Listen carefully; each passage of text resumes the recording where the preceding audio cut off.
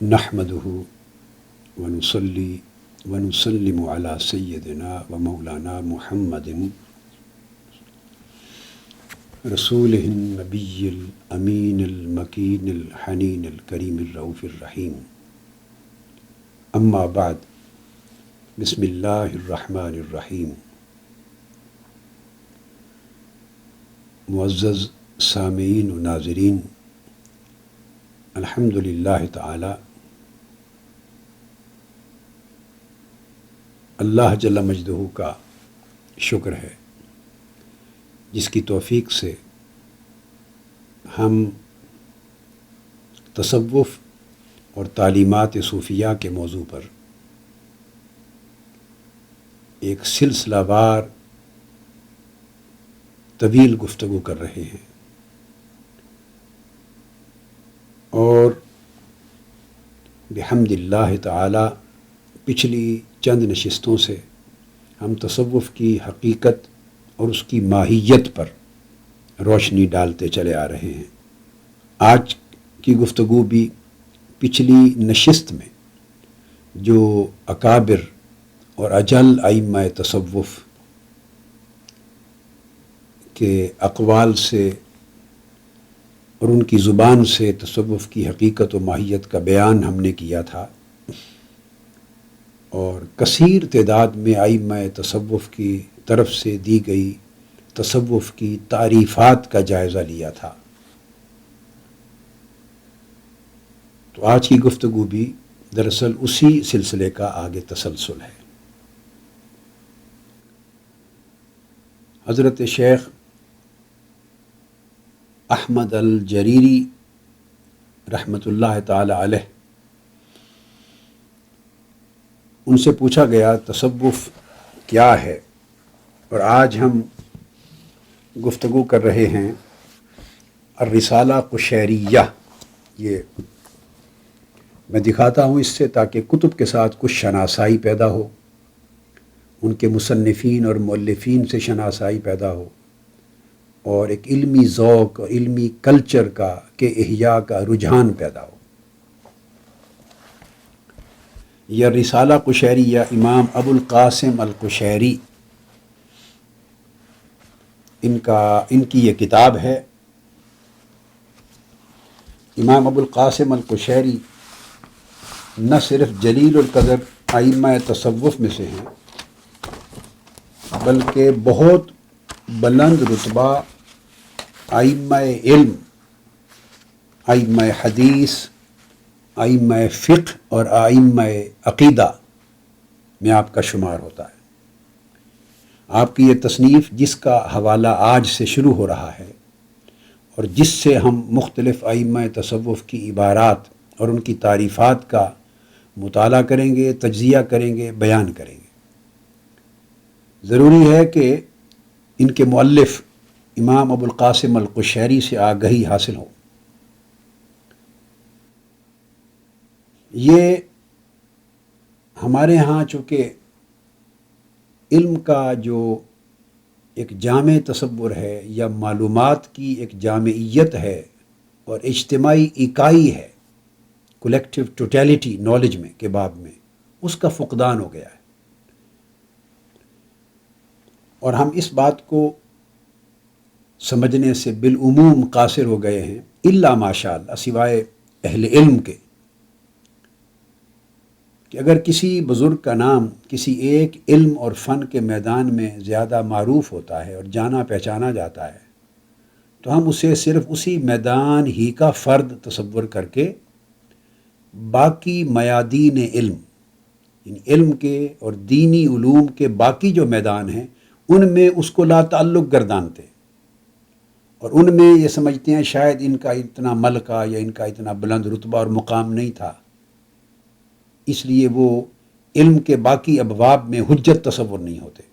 Authorities تصور نہیں کی جاتی۔ اس سے ایک اکابر اسلام اور ائمہ اعلام کی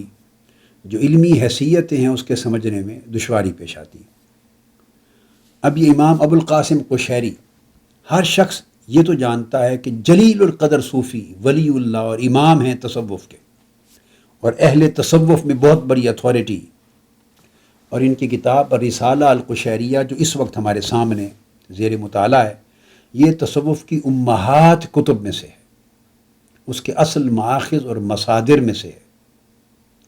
اور اگر تصوف کی حقیقت و ماہیت کو سمجھنا ہو تو چند کتب جن کے بغیر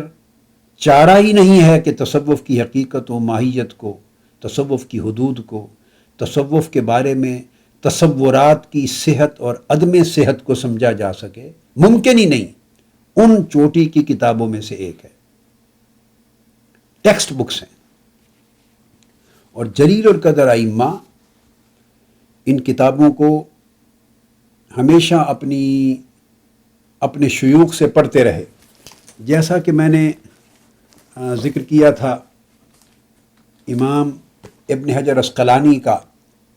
شیخ شہاب الدین سہروردی رحمۃ اللہ علیہ کی کتاب عوارف المعارف کے حوالے سے۔ اسی طرح آپ یہ سمجھیں کہ امام ابن حجر عسقلانی نے امام ابو القاسم القشیری کی یہ کتاب جو تصوف کی امہات کتب میں سے ہے، الرسالہ القشیریہ، اس کو بھی سبقاً پڑھا ہے اپنے شیوخ سے امام ابن حجر عسقلانی نے، اور اپنے سبت میں متصل اسانید کے ساتھ اس کی روایت کو بیان کیا ہے، اور اس کی اجازات جو انہیں حاصل ہیں اس کا تذکرہ کیا ہے۔ اور ان کے علاوہ بھی امام ابو القاسم القشیری کی کتاب الاربعین، اس کو بھی انہوں نے سبقاً دراستاً اجازتاً پڑھا ہے اور متصل اسانید کے ساتھ اس کو روایت کیا ہے۔ یہ حافظ ابن حجر عسقلانی کی پوزیشن ہے۔ اور حافظ ابن حجر عسقلانی نے تجرید الاسانید میں اپنے شیخ امام ابو المعالی عبداللہ بن عمر بن علی الازہری، ان سے اس کتاب الرسالہ القشیریہ کی اجازت لی ہے اور ان سے پڑھا ہے، اور پھر اپنی متصل سند امام ابو القاسم القشیری تک بیان کرتے۔ اور ثانیاً امام ابو القاسم القشیری کی کتب کے پڑھنے میں حافظ ابن حجر عسقلانی کے دوسرے شیخ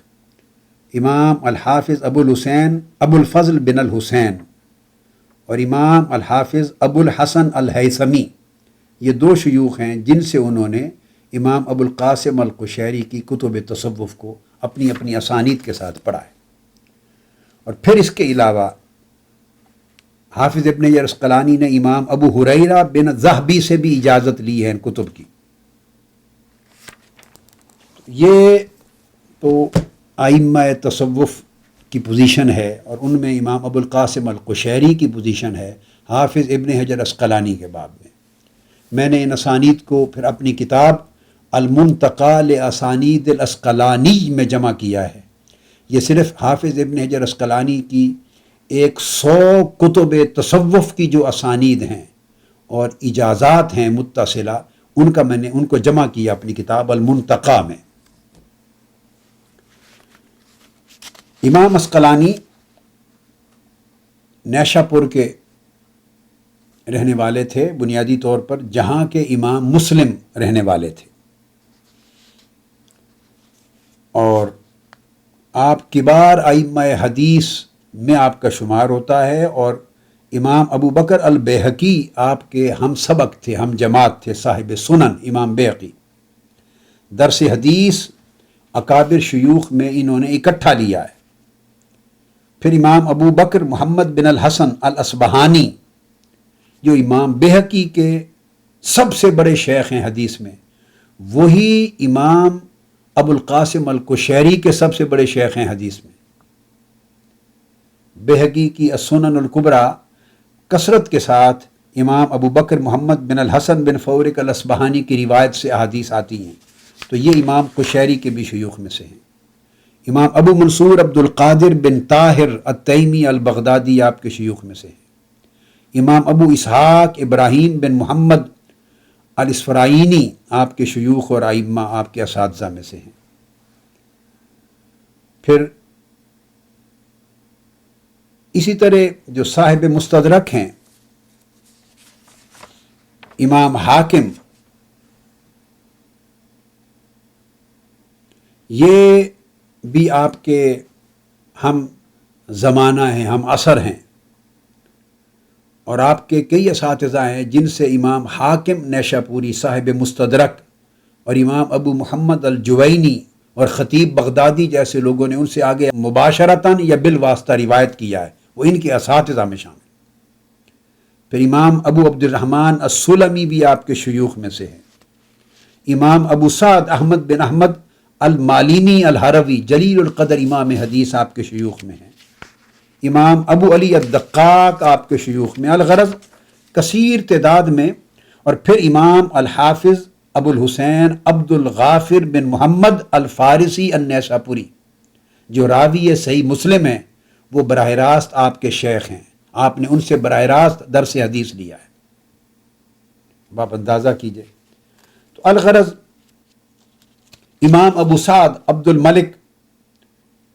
بن ابراہیم النیشاپوری جو صاحب شرف المصطفیٰ ہیں، وہ بھی امام ابو القاسم نیشاپوری کے شیوخ میں سے ہیں۔ امام نووی فرماتے ہیں، آپ کے تلامذہ میں ذکر کرتے ہوئے، امام نووی کے دادا شیوخ میں سے آتے ہیں فقیہ الحرم امام ابو عبداللہ محمد بن الفضل الفراوی۔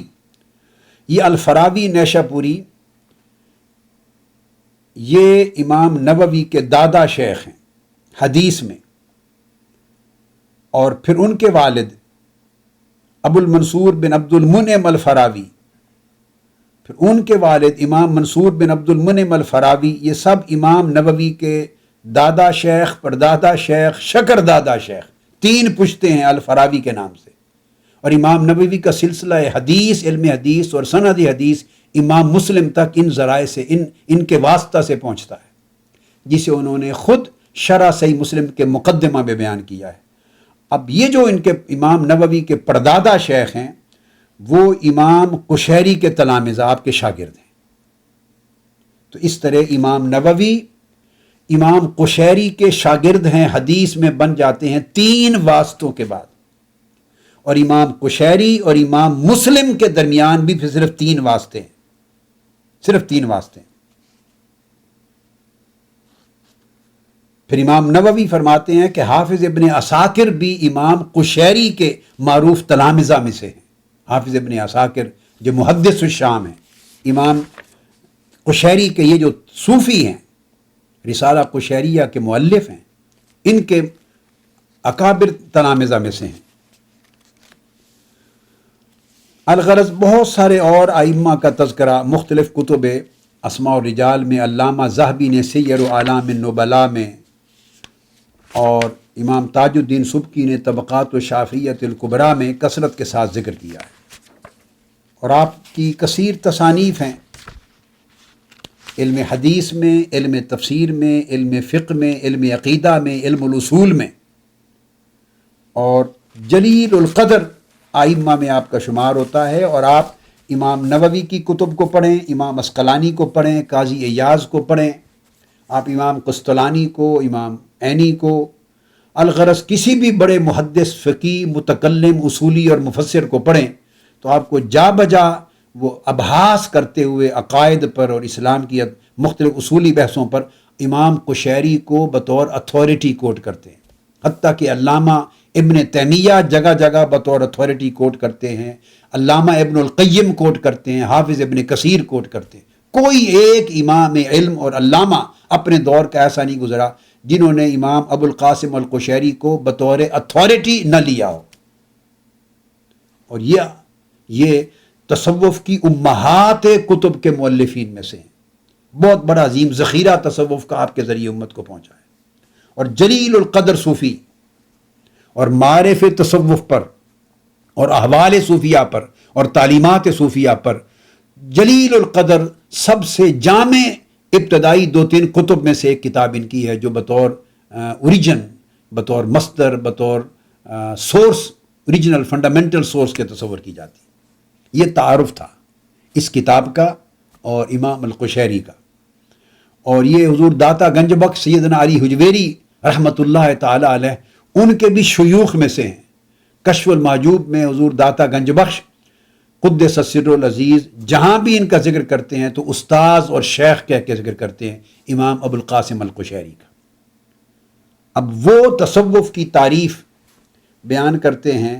امام احمد الجریری کے حوالے سے، فرماتے ہیں التصوف الدخول فی کل خلق سنی والخروج من کل خلق دنی۔ یہ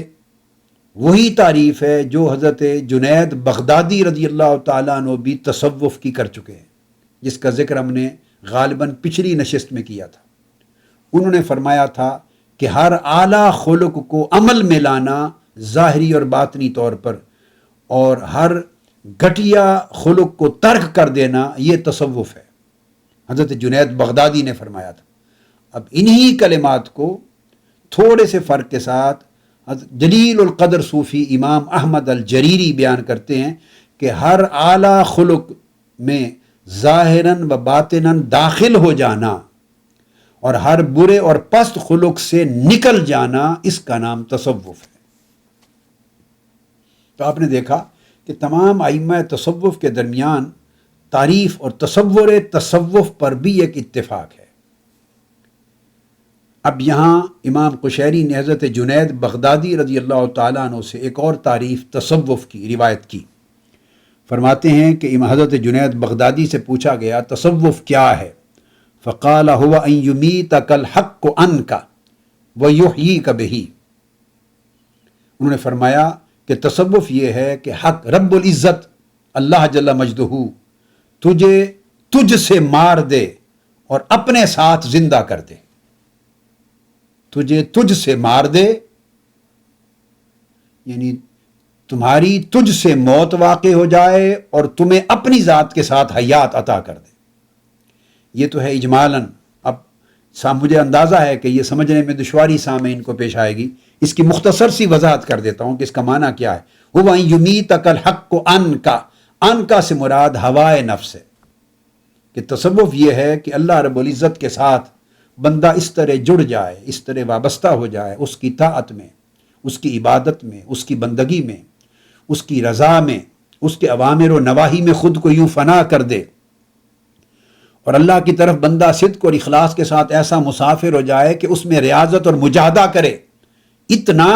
کہ اللہ کی توفیق سے بندے کی ہوائے نفس اس کی موت واقع ہو جائے۔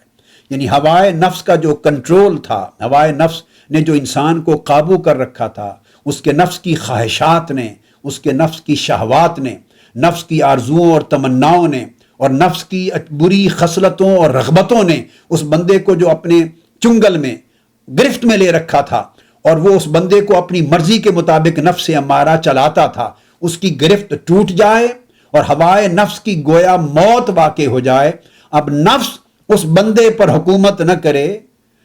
نفس کی گرفت کی موت واقع ہو جائے، وَيُحْيِيكَ بِهِ، اور اللہ تعالیٰ اس بندے کو اپنی رضا کے ساتھ زندہ رہنا سکھا دے،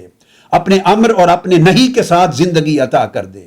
اپنی طاعت اور اپنی عبادت میں اس بندے کو زندہ رکھے۔ یعنی اب بندے کی زندگی پر کنٹرول اللہ کی رضا، اللہ کے اوامر اور نواہی کا ہو جائے، اور بندے کے نفس اور اس کی شہوات نفسانی کا کنٹرول بندے سے ختم ہو جائے۔ اس کا نام تصوف ہے۔ یہ حضرت امام جنید بغدادی رضی اللہ تعالیٰ عنہ نے دوسری تعریف فرمائی۔ اب اس کے بعد امام قشیری نے ایک جلیل القدر صوفی اور اکابر ائمہ تصوف میں سے حضرت امام عمرو بن عثمان المکی، ان سے روایت کیا ہے کہ ان سے پوچھا گیا تصوف کیا ہے؟ اور یہ تمام بزرگان دین قرون اولیٰ کے زمانے، یہ سب پہلی 3 صدیوں کے اندر کے لوگ ہیں، پہلی 3 صدی ہجری اس زمانے کے یہ لوگ ہیں، اور یہ وہ قرون اولیٰ ہے جس میں امام بخاری، مسلم، ابو داؤد، ترمذی، نسائی، ابن ماجہ، اور پھر ان کے بعد دیگر اکابر اجل ائمہ حدیث جس زمانے میں ہوئے ہیں اور کتب حدیث مرتب اور مدون ہوئی ہیں، یہ اس زمانے کے بزرگ ہیں، اس زمانے کے لوگ ہیں، اور اس زمانے کے متصلاً مابعد کے ہیں، کئی ان سے بھی پہلے کے ہیں۔ زمانہ ایک ہی ہے، جو تدوین علوم کا دور تھا، تدوین حدیث کا دور تھا، وہی دور تدوین تصوف کا بھی تھا۔ تو اسی طرح جیسے امام ابو حمزہ البغدادی کا قول انہوں نے دیا ہے، تو ابو حمزہ البغدادی ان بزرگوں میں سے ہیں جو امام بخاری، امام مسلم، امام ابو داؤد اور ترمذی سے بھی بہت پہلے کے بزرگ ہیں۔ ان بزرگوں کی صحبت میں امام شافعی اور امام احمد بن حنبل جایا کرتے اور ان سے استفسار کیا کرتے۔ امام شافعی اور امام احمد بن حنبل کو خاص مسئلہ دقائق اور اسرار اور معارف کا آتا تو ان سے پوچھتے حضرت شیخ ابو حمزہ البغدادی سے کہ ما تقول فی هذه المسألة یا صوفی، اے بزرگ اور محترم صوفی اس مسئلے میں آپ کیا فرماتے ہیں؟ ان کی طرف رجوع کرتے، اور وہ امام بخاری، مسلم، ابو داؤد، ترمذی سے بھی پہلے کے ادوار ہیں، کیونکہ ان کے دادا اساتذہ ہیں، ان کے شیوخ میں ہیں اور دادا شیوخ میں۔ تو یہ حضرت عمر بن عثمان المکی فرماتے ہیں کہ تصوف یہ ہے ان یکون العبد فی کل وقت بما هو اولا بہ فی الوقت، فرماتے ہیں ہر آدمی پر ایک وقت ہوتا ہے، یہ موجودہ لمحہ ہے، اور ہر لمحہ جب انسانی زندگی میں آتا ہے اس لمحے میں اس کے اوپر کچھ اوامر اللہ رب العزت کی طرف، کچھ حقوق اللہ کی طرف سے حقوق واجب ہوتے ہیں۔ ہر لمحے میں، ہر سانس میں، ہر لمحے میں، وقت کی ہر اکائی میں، انسان کی صبح سے لے کے شام تک 24 گھنٹوں میں اور اس کی زندگی کے تمام اوقات میں اللہ رب العزت کی طرف سے اس کے اوپر کچھ حقوق واجب ہوتے ہیں۔ ہر وقت میں اگر وہ زندہ ہے، سکون سے ہے، راحت سے ہے، بالفرض کسی تکلیف، اذیت اور پریشانی میں نہیں، تو گویا اللہ تعالیٰ کی نعمت ہے، راحت، صحت، سکون، زندگی اللہ رب العزت کی طرف سے نعمت ہے۔ تو گویا اگر وہ راحت میں ہے تو اللہ کی نعمت ہے، اور جب اللہ کی نعمت میں ہے تو اس کے اوپر شکر واجب ہے۔ تو لہٰذا کسی وقت میں، کوئی وقت جب بندہ سکون اور راحت سے ہوگا وہ وقت اللہ کی نعمت سے خالی نہیں، اور جب اللہ کی نعمت ہر لمحہ اس کے اوپر ہوگی تو وہ ہر لمحہ اس کے اوپر اللہ کا شکر واجب ہوگا، خواہ زبان قال سے کرے اس زبان سے، خواہ زبان حال سے کرے، دل سے کرے، اپنے حال سے کرے، اپنی زبان سے کرے، تو گویا اس کے اوپر ایک واجب ہو گیا اللہ کا شکر بجا لانا۔ کبھی بندہ بیماری میں ہوگا، کوئی تکلیف ہے، خواہ اس کے ذہن کے اوپر کوئی سٹریس اور سٹرین ہی ہے، کوئی پریشانی ہے، کوئی بیماری ہے، کوئی مصیبت ہے، کوئی حادثہ لاحق ہے، تو اگر کوئی مصیبت کا وقت ہے تو اس وقت بھی اللہ کی طرف سے ایک حق واجب ہے اس پر، اور وہ حق ہے صبر کا، صبر کرنا، ان اللہ مع الصابرین، تو گویا صبر کے حکم کو بجا لانا۔ تو یا اگر تو بندہ دو سے کسی تیسری حالت میں نہیں ہوتا، یا حالت راحت میں ہوگا یا حالت مصیبت میں ہوگا، یا سکون میں ہوگا یا پریشانی میں ہوگا، تیسری تو کوئی صورت انسانی زندگی کے کسی لمحے میں نہیں بنتی۔ جب سکون میں ہے اسے کوئی پریشانی لاحق نہیں، تو اللہ کی نعمت ہے، اس نعمت پر اللہ کا شکر واجب ہے۔ جب پریشانی میں ہے تو وہ اللہ رب العزت کی طرف سے ایک حالت ہے، اس صبر میں اللہ کا حکم ہے کہ وہ صبر کرے، تو گویا کبھی اس کے اوپر صبر واجب ہے، کبھی اس کے اوپر شکر واجب ہے۔ اسی طرح کبھی ایک لمحے میں اسے کوئی موقع ملتا ہے گناہ کا، تو اس کو حکم ہے اللہ رب العزت کی طرف سے، یہ امر واجب ہے کہ وہ گناہ سے بچے۔ اب ترک معاصی اور ترک نواہی کا حکم ہے۔ کبھی ایک لمحہ ہے کہ اسے موقع مل گیا نیکی کرنے کا، تو اللہ رب العزت کا امر ہے اس لمحے اس پر واجب کہ وہ نیکی کو بجا لائے۔ یہ لمحہ ہے نماز کا وقت ہے تو نماز پڑھے، تو نماز پڑھنا اللہ کے امر کو بجا لانا ہے۔ الغرض اس کے شب و روز کے تمام اوقات بندے کے اوپر کچھ لمحات لاتے ہیں، اور ہر لمحہ کسی نہ کسی اللہ کے حکم کو واجب کرتا ہے۔ ہر لمحے میں کوئی حالت ہوتی ہے، ہر حالت کے ساتھ کوئی سچویشن، کوئی صورتحال، کوئی موقع محل ہوتا ہے، اور ہر موقع ہر محل میں اللہ کا کوئی حق واجب ہوتا ہے،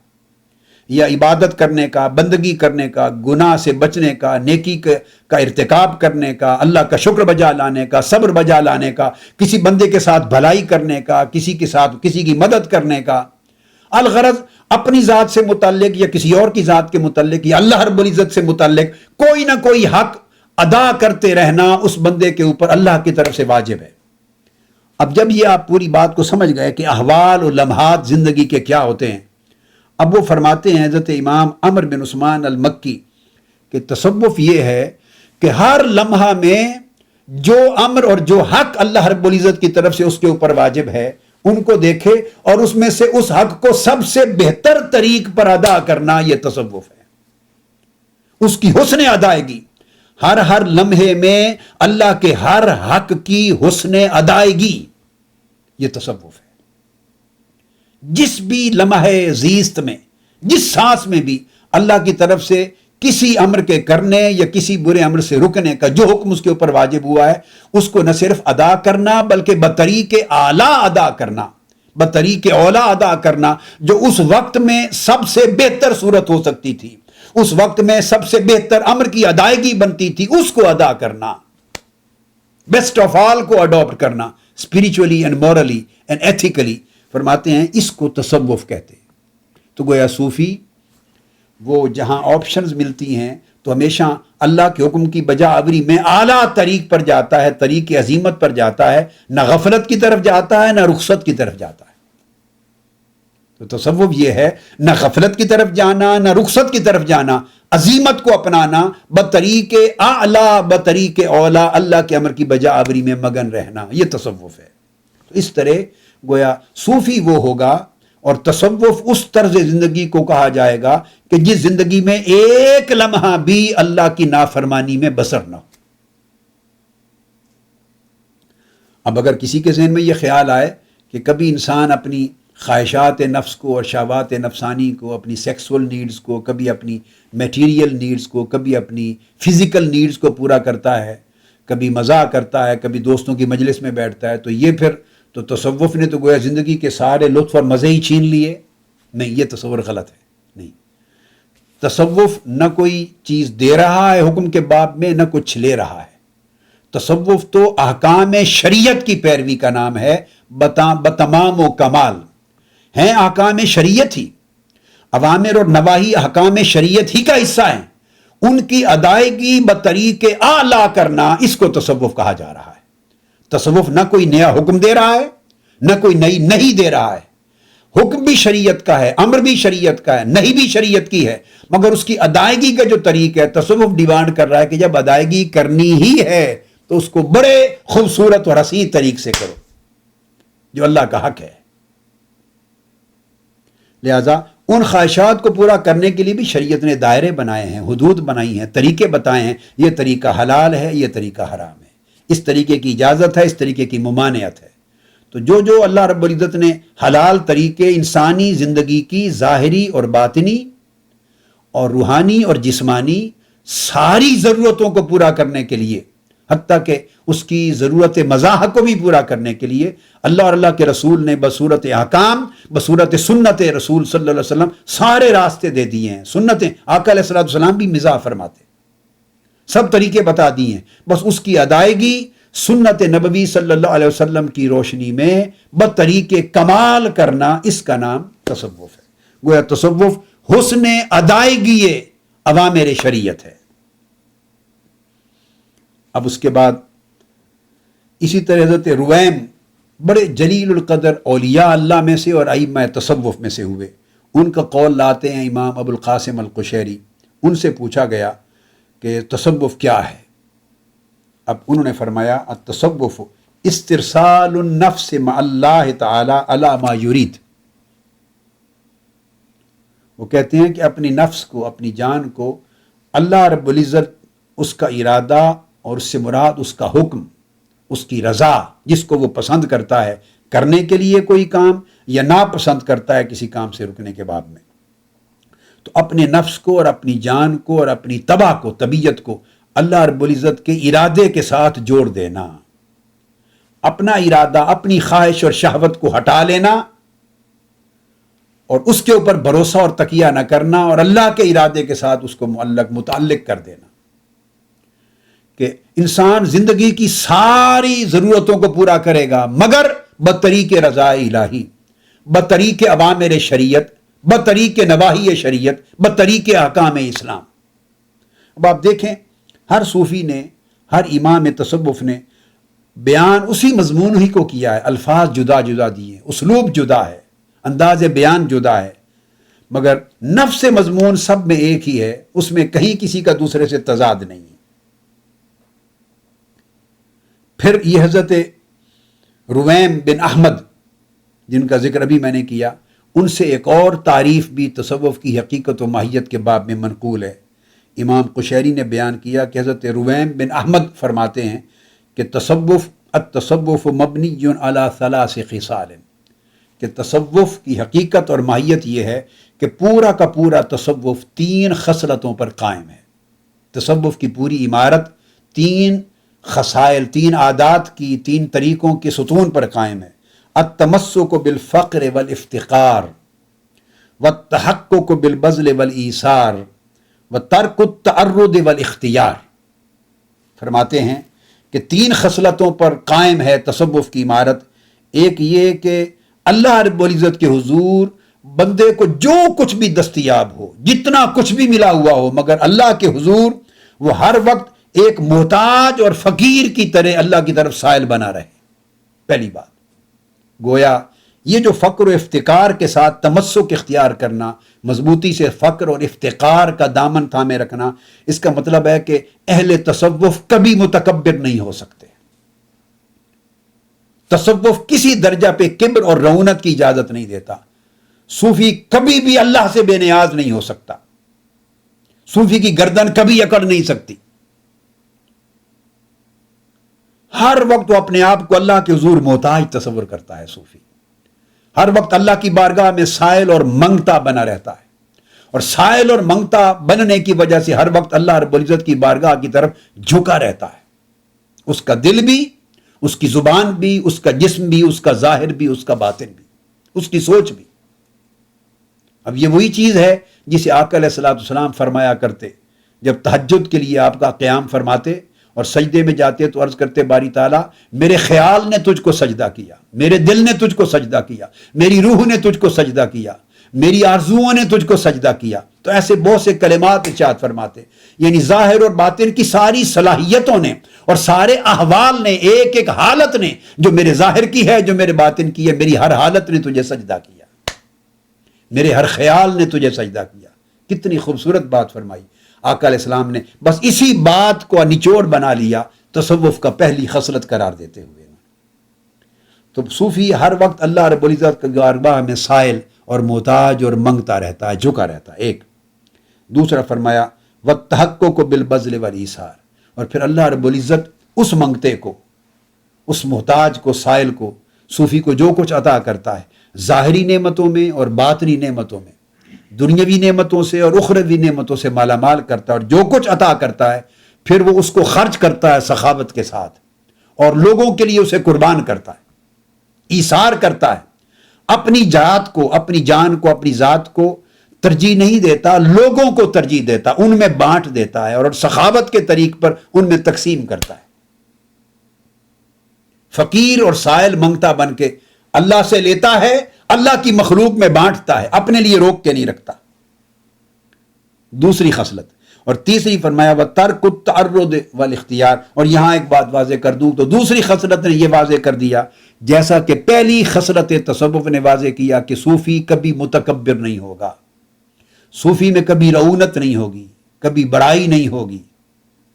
اسی طرح دوسری خصلت بذل و ایثار نے واضح کر دیا کہ صوفی کبھی کنجوس نہیں ہوگا، صوفی کبھی بخیل نہیں ہوگا، اور اہل تصوف کبھی بخیل نہیں ہوتے۔ وہ جو کچھ ان کے لیے ممکن ہوتا ہے، جو کچھ ممکن ہوتا ہے انسان کی زندگی، انسان کی جان میں، وہ اپنے اخوان دوستوں کے لیے، احباب کے لیے، اہل مجلس کے لیے اور خلق خدا کے لیے اس کو بانٹ دیتے ہیں، اسے قربان کر دیتے ہیں۔ ایک قول معروف ہے حضرت شقیق بلخی رضی اللہ تعالیٰ عنہ، ان کی طرف منسوب ہے کہ وہ مدینہ طیبہ حاضر ہوئے سیدنا امام جعفر الصادق رضی اللہ تعالیٰ عنہ کی خدمت میں، اور مروت کے باب میں اور فتوت کے باب میں، تصوف میں ایک بہت بڑا مضمون آتا ہے الفتوہ، احباب اخلاق کے ساتھ حسن خلق سے پیش آنا، ان کے ساتھ ایثار اور سخاوت کے ساتھ پیش آنا، قربانی سے پیش آنا، اوروں کو ترجیح دینا، بہت سے معانی ہیں۔ امام ابو عبد الرحمن السلمی نے پوری کتاب الفتوہ پہ لکھی ہے۔ یہ سارا جو کہ آپ نے سن لیا کہ تصوف سارا اخلاق حسنہ کا نام ہے، ظاہر میں اور باطن میں، اور اخلاق سیئہ کو ترک کر دینے کا نام ہے۔ تو جب سارا تصوف اخلاق حسنہ ہو گیا تو اخلاق حسنہ کا کمال صوفیہ اس کے لیے ایک لفظ استعمال کرتے ہیں الفتوہ، اس کی پھر تعریفات ہیں، اس میں اخلاق حسنہ کے سارے امور آ جاتے ہیں۔ تو آپ نے پوچھا، سیدنا امام جعفر الصادق رضی اللہ تعالیٰ عنہ نے اس پر گفتگو ہوئی تو آپ نے پوچھا کہ شقیق تمہارے ہاں بلخ میں کیا حال ہے اہل فتوت کا، یعنی اہل تصوف کا یا اہل صفا کا یا اہل اخلاق حسنہ کا یا اہل اللہ کا کیا حال ہے بلخ میں؟ تو آپ نے عرض کیا کہ ہمارے ہاں تو اللہ والوں کا یہ حال ہے کہ کچھ ملے تو شکر کرتے، اللہ کے حضور سے کچھ مل جائے، کھانے کو، پینے کا، پہننے کا، برتنے کا، نعمتیں دنیا کی، کچھ مل جائے تو شکر کرتے، نہ ملے تو صبر کرتے۔ مطلب کہنے کا یہ تھا کہ ہمارے ہاں اہل اللہ وہ ہیں کہ جن کی زبان اور جن کے دل پہ کبھی کسی حال میں بھی شکوہ نہیں ہوتا، شکوہ نہیں آتا، مل جائے تو شکر کرتے ہیں، نہ ملے تو صبر کرتے ہیں، شکوہ کی نوبت نہیں آتی۔ انہوں نے پوچھا کہ یہاں اہل مدینہ کا حال کیا ہے؟ اب یہ ہے تصوف سارا۔ تو سیدنا امام جعفر الصادق رضی اللہ تعالیٰ عنہ نے فرمایا یہاں کا حال تو یہ ہے کہ مل جائے تو بانٹ دیتے ہیں اور نہ ملے تو شکر کرتے، صبر کی نوبت ہی نہیں آتی۔ یہ اب مدارج بیان ہو رہے ہیں، اشارہ اہل بیت کی طرف فرما رہے تھے۔ ہمارا حال تو یہ ہے کہ مل جائے، انہوں نے فرمایا تھا ہمارے ہاں حال یہ ہے کہ مل جائے تو بانٹ دیتے ہیں، مل جائے تو شکر کرتے ہیں، نہ ملے تو صبر۔ امام جعفر الصادق رضی اللہ عنہ نے فرمایا کہ ہمارے ہاں حال اہل اللہ کا یہ ہے کہ مل جائے تو بانٹ دیتے ہیں، نہ ملے تو شکر کرتے۔ اب آپ کے ذہن میں ایک سوال پیدا ہوگا کہ مل جائے تو بانٹ دیتے ہیں، یہ تو سمجھ میں آ گیا، اور نہ ملے تو شکر کرتے ہیں، نہ ملنے پر شکر کیسا؟ وہاں تو شکر ملنے پر ہو رہا تھا،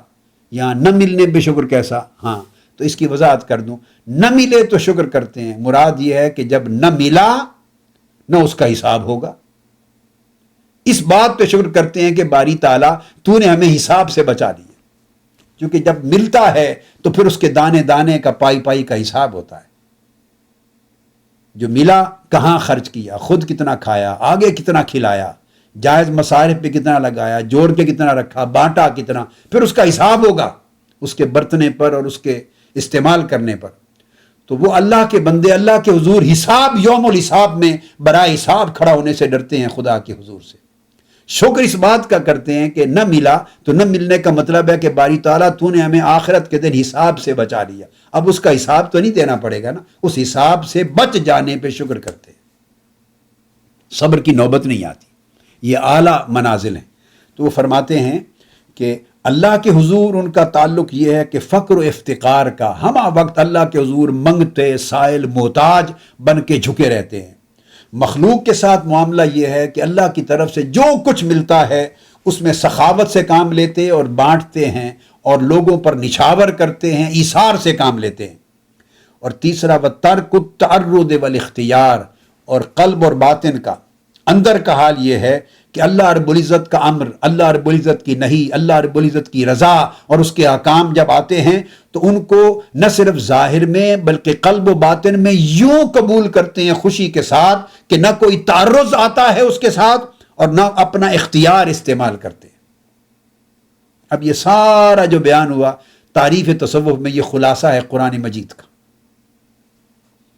کہ احکام الہی کو قبول کرنے میں ان کا نفس، ان کا دل اور ان کی طبیعت تعرض نہیں کرتی، کوئی تنگی محسوس نہیں کرتی، کوئی رکاوٹ فیل نہیں کرتی، ان کا دل بھی انس محسوس کرتا ہے، خوشی محسوس کرتا ہے، فرحت محسوس کرتا ہے اللہ کے ہر حکم کی، جسے دوسرا شخص قبول کرتے ہوئے قبول تو کر لے گا، سر جھکا لے گا، مگر ممکن ہے طبیعت اس کی بوجھل فیل کر رہی ہو، طبیعت میں اتنی راحت نہ ہو۔ مگر صوفی وہ ہے کہ وہ اہل اللہ وہ ہیں کہ اس کی طبیعتیں فرحاں شاداں ہو جاتی ہیں اللہ کے امر کی بجا آوری میں، اور وہ ترک الاختیار، اور اپنی ذات کا بھی تو ایک رائے ہوتی ہے، اپنا اختیار ہوتا ہے، جہاں اللہ کا امر آ جاتا ہے وہاں اپنا اختیار ترک کر دیتے ہیں۔ اب یہ قرآن مجید کی 2 آیات کریمہ، ارشاد فرمایا ما کان لمؤمن ولا مؤمنۃ اذا قضى اللہ ورسولہ امرا ان یکون لہم الخیارہ، کسی مومن مرد اور مومن عورت کی یہ شان نہیں ہے اور یہ اس کو حق نہیں پہنچتا کہ جب اللہ اور اللہ کے رسول کوئی فیصلہ فرما دیں، کوئی امر صادر فرما دیں، تو اس کے بعد ان کے اپنے نفس کا کوئی اختیار رہے۔ ایمان کا تقاضا یہ ہے کہ جب امر الہی اور امر رسول صلی اللہ علیہ وسلم آ جائے تو اختیار ترک کر دیا جائے، اختیار نفس ترک کر دیا جائے اور اسی کو اپنایا جائے جو اللہ رسول کا امر ہے، کوئی تعرض نہ کیا جائے۔ اور ترک تعرض کے لیے سورہ نساء میں فرمایا اعوذ باللہ من الشیطان الرجیم فلا وربک لا یؤمنون حتی یحکموک فیما شجر بینہم ثم لا یجدوا فی انفسہم حرجا مما قضیت ویسلموا تسلیما، آپ کے رب کی قسم لوگ اس وقت تک ہرگز مومن نہیں ہو سکتے، ایمان والے نہیں ہو سکتے جب تک اپنے جمیع نزاعات و معاملات میں آپ کو اپنا حکم اور حاکم قطعی تسلیم نہ کر لیں، آپ کے ہر حکم کو اپنے اوپر واجب تسلیم نہ کر لیں، اور پھر جب آپ کے حکم کو فیصلے کو مانیں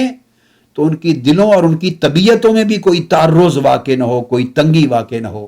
اور ان کے ظاہر اور باطن، دل، جان، طبیعت اور نفس اس طرح راحت اور آسانی اور خوشی کے ساتھ اس حکم کو قبول کریں اور جھک جائیں جس طرح تسلیم کرنے کا حق ہوتا ہے۔ اب یہ قرآن مجید کی دونوں آیتوں کو جمع کر لیں تو یہ تیسری خصلت کی شرح ہو جاتی، اور بذل و ایثار کا بیان بھی پورے قرآن مجید میں ہے۔ صحابہ کرام کی تعریف میں کہا کہ ان کی خوبی یہ ہے کہ ان کو اگر نہ ملے تو بھوک کو پریفر کر لیتے ہیں مگر بانٹنے کو ترجیح دیتے ہیں، اپنی جان پر اوروں کو ترجیح دیتے ہیں، اور اللہ کے حضور اللہ غنی ہے اور اللہ کے بندے فقیر ہیں، اس کا عین مرقع ہیں صوفیہ قرآن مجید۔ تو یہ تصوف کی تعریف کی انہوں نے۔ پھر حضرت امام جنید بغدادی رضی اللہ تعالیٰ عنہ کی ایک اور تعریف امام قشیری یہاں لائے ہیں اور فرماتے ہیں التصوف هو ان تکون مع اللہ تعالی بلا علاقۃ، فرماتے ہیں کہ تصوف یہ ہے کہ اے بندے تو اللہ رب العزت کے ساتھ بغیر کسی طمع اور لالچ کے اور بغیر کسی اغراض کے، دنیاوی اغراض کے اور بغیر توامع کے تم اللہ کے ساتھ جڑ جاؤ، اور اللہ کے ساتھ جڑنے میں نہ تمہاری کوئی غرض ظاہری ہو، نہ کوئی اور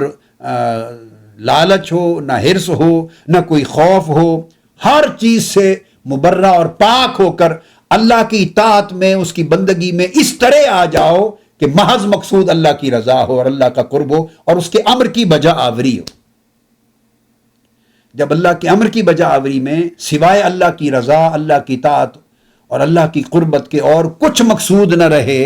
اور کوئی حرص اور کوئی لالچ اور اغراض دنیاوی ساری درمیان سے نکل جائیں، کسی شے کا علاقہ نہ رہے، تو یہ تعلق باللہ جب خالص ہو جاتا ہے تو اس کو تصوف کہتے ہیں۔ مخلصین لہ الدین، اللہ کی اطاعت اور بندگی میں انسان کامل اخلاص کے درجے کے ساتھ پر فائز ہو جائے، یہ تصوف ہو جاتا۔ پھر آگے حضرت شیخ معروف کرخی رضی اللہ تعالیٰ عنہ، ان کی تعریف بیان کی، وہ فرماتے ہیں التصوف هو الاخذ بالحقائق والیأس مما فی اید الخلائق۔ اب وہ فرماتے ہیں حضرت شیخ معروف کرخی رضی اللہ تعالیٰ عنہ کہ تصوف یہ ہے کہ جو کچھ حقیقت میں اللہ کی طرف سے آپ کو عطا کیا گیا ہے، عطا کیا جانے والا ہے، اللہ کی طرف سے امر اور مقدر ہے، اس کو لے لے، اور جو لوگوں کے ہاتھ میں ہے، یعنی جو اللہ کی طرف سے ملنا ہے، اس کو لے لے، اس پر یقین رکھے، اسے قبول کرے، اور جو لوگوں کے ہاتھ میں جو کچھ ہے اس پر نگاہ نہ ڈالے۔ لوگوں کو اللہ نے کتنا دیا ہے اس پر نگاہ نہ ڈالے۔ تو گویا حضرت شیخ معروف کرخی رضی اللہ تعالیٰ عنہ فرماتے ہیں کہ لوگوں کے ہاتھ میں کیا ہے اس سے مایوس ہو جائے، یعنی اپنے دل کو لا تعلق کر لے، اپنی نگاہ کو وہاں سے ہٹا لے، اٹھا لے، نہ ان پر تکیہ کرے، نہ ان کا حرص رکھے، نہ لالچ کرے، نہ ان کی خواہش کرے، نہ اس کی امید کرے۔ جو لوگوں کے ہاتھ میں ہے، جو اللہ کے ہاتھ میں ہے اس کے لیے مقدر، بس اسی کو اپنا حصہ سمجھے، اسی کو خوشی سے قبول کرے۔ تو گویا یہاں سے سادہ لفظوں میں یہ پتا چلا کہ صوفی وہ ہے جو لوگوں کی جیب پہ نظر نہ رکھے، صوفی وہ ہے جس کی نظر ڈالرز اور پاؤنڈز پر نہ ہو، صوفی وہ ہے جو اپنے مریدوں میں غریب امیر کا امتیاز نہ کرے، صوفی وہ ہے جو لوگوں کے مال و دولت کا طلبگار نہ ہو۔ صوفی کی نگاہ مخلوق پر نہیں ہوتی، فقط خالق پر ہوتی۔ آج کی گفتگو ختم کرتے ہوئے میں ایک مثال دیتا ہوں۔ میں امریکہ میں ایک وزٹ پر تھا، تو میرا خطاب تھا، خطاب کے اینڈ پر سوال و جواب کا سیشن تھا۔ تو وہاں کونی آئی لینڈ کی یا ہے نیو یارک کی بات ہے، تو کسی نے سوال کیا اس سیشن میں کہ کامل کی پہچان کیا ہے، ولی کی، صوفی کامل کی، پیر کامل کی پہچان کیا ہے؟ تو وہ جواب اس حضرت شیخ معروف کرخی رضی اللہ تعالیٰ عنہ کی بیان کردہ تعریف بالکل عین مطابقت ہے، اس لیے میں وہاں یہ کوٹ کر دوں، اس کی شرح ہو جائے گی۔ تو میں نے عرض کیا اور وہی جواب آپ کو سنا رہا ہوں جو میں نے وہاں دیا تھا۔ میں نے کہا صوفی کامل اور مرد کامل کی پہچان یہ ہے جو مریدوں کی تلاش میں نہ ہو، جسے مریدوں کی تلاش نہ ہو، مریدوں کو اس کی تلاش ہو، وہ کامل ہے۔ اور جو بندوں کی تلاش میں مارا مارا نہ پھرے، مریدوں کی تلاش میں مارا مارا نہ پھرے، وہ کامل ہے۔ اور جو ابھی ان بندوں کی تلاش میں مارا مارا پھرتا ہے تو اس کے رب کو تلاش کرنے کا وقت کب آئے گا اس کی زندگی میں؟ اسی کو علامہ اقبال نے کہا کہ کافر کی یہ پہچان کہ آفاق میں گم ہے، اور مومن کی یہ پہچان کہ گم اس میں ہے آفاق۔ تو صوفی وہ ہوتا ہے جو آفاق کا طلبگار نہیں رہتا، اور دست آفاق میں لوگوں کے ہاتھ میں کیا کچھ ہے اس پر نگاہ نہیں ڈالتا۔ صوفی کی نگاہ صرف اللہ کے فضل و کرم اور اس کے امر پہ رہتی۔ یہ تصوف ہے۔ اسی مضمون کو ہم انشاءاللہ تعالی اگلی نشست میں بھی جاری رکھیں گے۔ وما علینا الا البلاغ۔ شیخ الاسلام ڈاکٹر محمد طاہر القادری کے آفیشیل یوٹیوب چینل کو سبسکرائب کریں اور بیل آئیکن کلک کریں۔